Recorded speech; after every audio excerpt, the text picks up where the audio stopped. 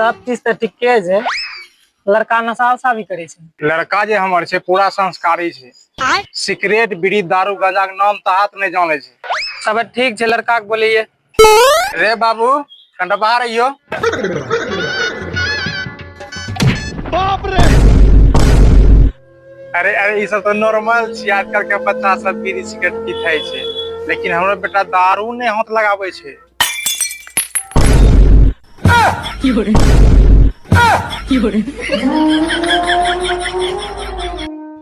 बहन चौदह हमरा आई घर में बियाह शादी नहीं करना छे। आदर से जब दारू पीते हैं साथ में